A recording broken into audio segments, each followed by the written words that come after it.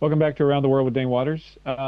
It's once again we were talking about just at the monologue and about division, and with Anthony what we're just talking about in Lebanon about the division there, and so let's just continue talking about how the world is clearly divided. I'm welcome and honored to have once again Ejike Okpa, who's with us from Houston, Texas, a good old No, Texan.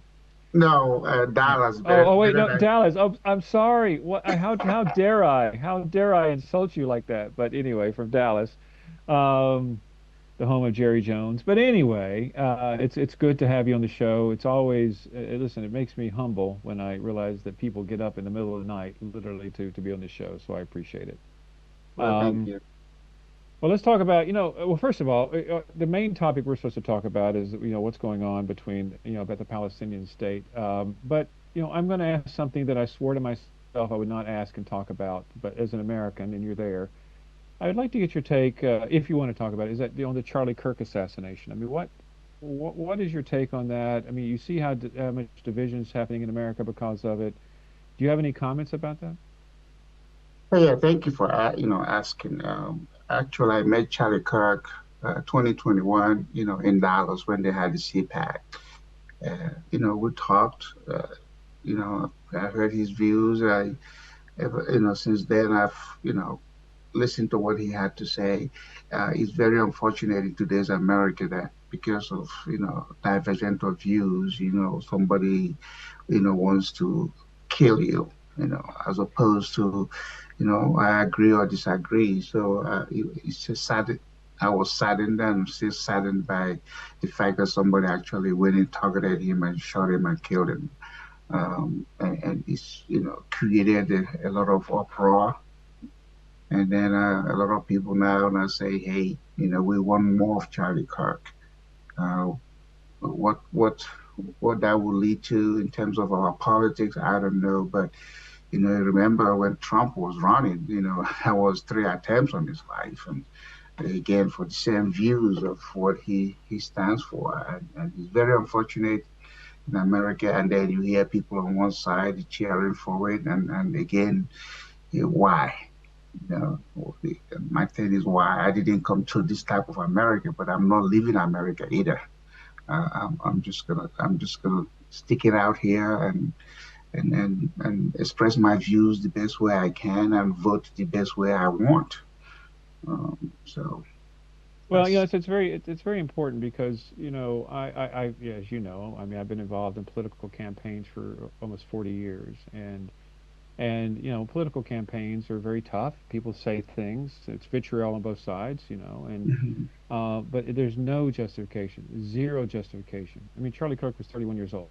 I mean, listen, I'd be Yes, around. I don't, there's certain things he said I didn't agree with. Just like there's, we're human beings. I disagree with some no, things you say. I mean, it just happens. no, But under no circumstances should it be turned into somebody taking a rifle and killing him. It's just, that's the epitome of defeating what every soldier, everyone has fought for in America is the opportunity for free speech. So anyway, I appreciate your words on that, and let's just hope that America finds a path forward. So let's talk about let's go to the other side of the world and get your thoughts on what's going on with the recognition of a Palestinian state, because you just had the President Trump in the UK. He met with Starmer. He met with the King.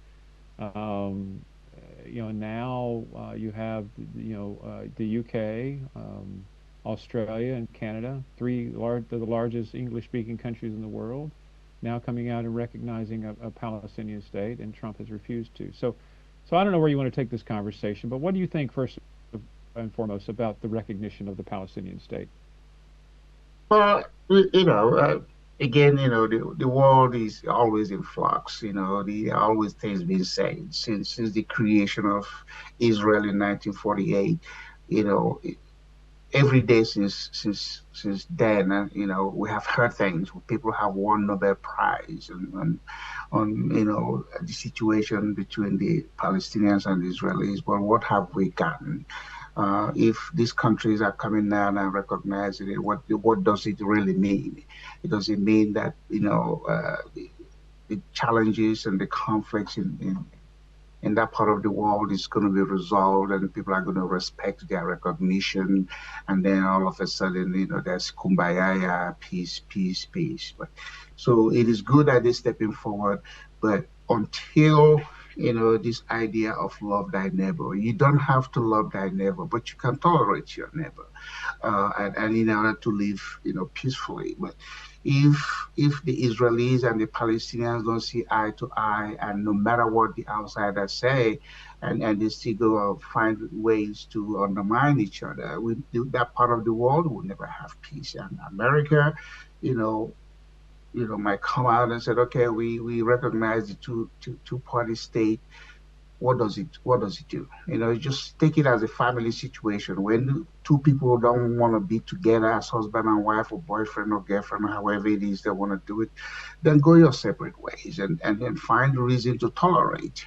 You don't have to. Again, the golden rule of love thy neighbor obviously hasn't found any roots in that part of the world. And for me, it saddens me, being a Christian, not a fanatic Christian, that's where Jesus was born or raised and died and stuff. So how come Jesus hasn't sent everybody a text message, some kind of thing in their mind and say, hey guys, why are you killing each other for this sort of thing? You see, fighting over a piece of land. This is the land you're going to be buried under, when you pass. So, do something better than this. Obviously, there's no superior or intervention from anybody until the human factor comes to play. And that human factor has to be the individuals who look at each other every day and point gun or bomb each other in order to have what it is they want to have. I don't know what it is they want to have because it hasn't done anybody any good. So the recognition by these other countries, I don't think is going to make any difference because they're not going to send their soldiers over there. Australia doesn't have its fighting army. England doesn't. Canada doesn't. So what does that mean? They're still going to find their way and go to U.S. and try to persuade the U.S. government, currently led by Trump, to say, hey, do this. So until we see that that happen where U.S. now said we recognize the Palestinian, and remember it was in the Trump first term that Jerusalem was recognized as the capital of. So is he going to come now and do something else? I don't know, but I am not jumping up and down because of what Canada, UK, and Australia has done because these are chicken countries when it comes to military might. They're not going to do anything. Excuse my expression. No, no, I can't say that too loud because I'm sitting in UK, so I don't want them coming after me here. So I have to be respectful to them. But I agree. But here's the other thing. I mean, I mean, I'm a big supporter of Taiwan. Taiwan is a country that has defined borders, has a democracy, has an operating government, has an operating economy. Yet the world refuses to recognize them as an independent country. Yet you have these countries. I think it's now 140 countries that are trying to recognize or have recognized a Palestinian state. And I'm like, okay, what boundaries? Well, there's nothing really to recognize. So I find it very difficult to even understand the logic there about what they want to accomplish. And just for background for the audience, when Ehud Barak was Prime Minister of Israel, I worked on the Palestinian peace process. I worked with the peace negotiators trying to find a resolution to this Palestinian issue and the Palestinian homeland and it's just you're right. Love thy neighbor, respect thy neighbor. But as you said, you don't have to love your neighbor, but is it really worth the killing of 50, 60, 70,000 people just because you don't want to respect them? And I will say, because I must say this, that what Hamas did on October 7th is heinous. There's no excuse for it. It's reprehensible. But the reality is there is a division, there's a separation between Hamas and the Palestinian people. They are separate. And we have to recognize that. And the people who want to lump every Palestinian as a member of Hamas is just blatantly wrong. Um, so let's talk about politics in the U.S. because you are one of the smartest guys I know about politics in the U.S. So, what you know your stuff. And so let's say that America chooses not to recognize a Palestinian state, and Trump stays strongly in support of Israel. What are the politics behind that? Do you think with the midterm elections coming up that this will be an issue in the elections at all? Well, I mean, the midterm is always a test of whether a president keeps, and especially in this case, the House and the Senate. And so it's a dicey situation. You know how powerful the Jewish community is in America, with about 9 or 8 million of them. They are the most powerful minority people in America because they know how to tell their story. They know how to use the leverages of whatever it is, or levers or whatever they have, in order to get attention of the politician and the policymakers. And so I don't see a situation where Trump is going to jump in with, or everybody else who is recognizing Palestinian and say, hey, I'm with you. Because again, what's the geography? Boundaries have to be defined. So you have Hezbollah in the north, and then you have Hamas in the south. And so how do you do that? I think the whole challenge of Israel was when Israel was created in 1948 in the middle of what the Palestinians call their own homeland. And so you have that division, the West Bank, the people in the north and the people in the south, and it has made it very difficult. So how do you now? Trump had said, hey, yeah, we're going to move Hamas, we're going to relocate Hamas. I mean, he said that at the beginning of his second term. But how is that going to happen? This is not just like, moving a neighborhood and to another part of the neighborhood. So it is one of those things that I said, please God and please whatever anybody else is worshiping as their supreme being, how do we stop this sort of something, in today's world of 21st century? Because it's very unsettling sight when you see the destruction, the kids, the civilians, of course, the Palestinian Hamas people triggered this stuff, October 7th, 2023, 2022, that now that the whole world is, what if they didn't do it? Would we have something different? Something would have happened again, because it is one of those complex situations in the world. It's like one of those things that they say in my native land in Igbo, that it's like a fly perched on your part of your body. If you let it sit there, it's going to suck you to death. If you hit it, you're going to hit yourself. So what do you do? like we Yeah. say, like we say in West Texas, it's a bad weather. Just sit through it and enjoy it. Yeah. So what I don't know. Again, people smarter than me, people who have hands on what the situation, have gone ahead and won the Nobel Prize, and then what? Again, and Well, then let what? me. Well, yeah, that's a good question. And then what? Because we have to, we need to find a way to start solving some of these issues. But let me ask you this as a Nigerian, in the Nigerian audience that we're talking to today, do you think like a country like Nigeria, should they take a side in a conflict like this? Should they support the Palestinians? Should they support the Israelis? Should they just ride it out like you're talking about? I don't know what Nigeria will be supporting because, like Nigeria is a chaotic state. Nigeria is a tribal country. So if Nigeria is going to say we're supporting one side of a conflict in another country, well, how about the people that are agitating for Ududuwa state? How about people who are agitating for Biafra? I mean, today most Nigerians think that that country needs to be divided because somehow they haven't found the reason to love each other. Now, as a tribal nation, like tribal people don't build successful nations. You have to become citizens. And Nigerians have difficulty becoming citizens because anytime you see them, what do you see? You see a tribal man. When you look at Tinubu, you don't see a Nigerian, you see a Yoruba man. When you look at Obasanjo, you don't see a Nigerian, you see a Yoruba man. When you look at Buhari, you don't see a Nigerian, you see, because they're dressed to let you know. If you were to step into Nigerian National Assembly, you could tell who is from what part of the country. So it's not even a national assembly, it's a tribal council.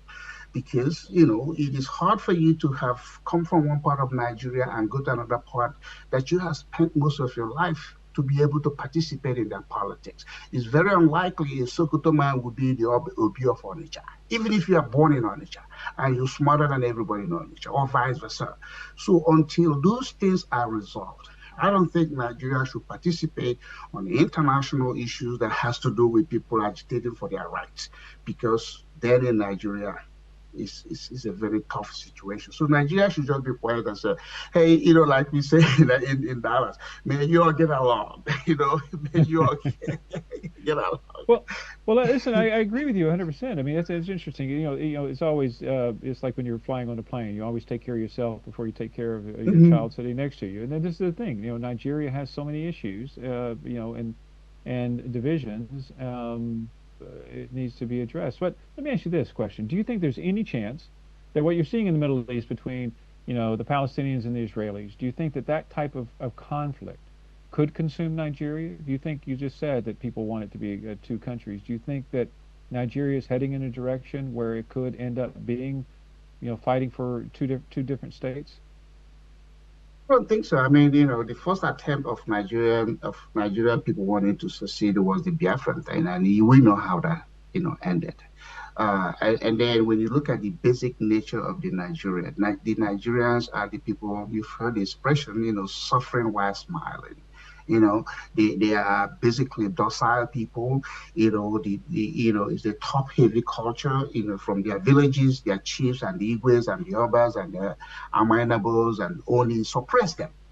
So how are you going to be a successful nation when your people that look like you, Nigeria don't even have just intertribal challenges. They have intra-tribal challenges. Yeah. So even from their various compound, I said if you make every compound in Nigeria a nation with an oil well and $1 million to get started, they're still not going to get it figured out because Nigerians are inward thinking people. They are not outward. Again, that's the basic difference between citizens and tribal people. In America, we have 580 something tribal nations, and they still, as of today, don't collaborate Yeah. so tribal people are tribal people again until you see a president of Nigeria you begin to is he Yoruba or this you don't know. But as long as they come out on stage and put that image of themselves, the other tribe I say, oh my God, okay, these people are trying to lord it over us. When is our turn going to come? And so I don't think Nigerians are not going to be like Israelis and the Palestinians because they are too comfortable wanting to go to England. They're not too comfortable wanting to fly anywhere else. They don't want to build their home. You've had the expression Nigerians are very smart people, but how come smart people are not running a smart country? You Yeah. cannot be smart in the books. I don't even think the books they read, they understand what it is they have read. But they say Nigerians are smart. Okay, then if you're smart, show me your water system. Show me, I mean, you've been to Lagos. You see the trash everywhere. You go to most of the hospitals. Why come Nigerians are producing some of the best doctors? But the president of Nigeria, when they get a small stomach ache, they're flying outside of the country to get treated. I mean, Yeah. have you? No, no. So, No, so, no, so you're right. You're right. You're right. You're we, right. You're we, right. You're right. we're just Yeah. gonna have Nigerians, sit over there and sock it, and but they shouldn't tell anybody outside of themselves what to do because they haven't figured it out themselves. Yeah. Well, listen, sadly, as always, we're out of time. I always love our conversations. I really do. Anyway, good luck in Dallas. I'll get it right next time. Dallas versus Houston. I love Dallas better than Houston, so I'll stand up for Dallas. But anyway, thanks for being on the show. I appreciate it Well, as thank you for always. having me. For those of us that live in Dallas, we call the Nigerians that live in Houston as the Ajegunle of, excuse Understood. me. Anyway, Thank you. no, no, no. Thank you. Anyway, thanks for being with Dane Waters with Around the World with Dane Waters, and it's always a pleasure. And we'll see you next week. Thank you, Thank you Dan. very much. Bye. Thank you.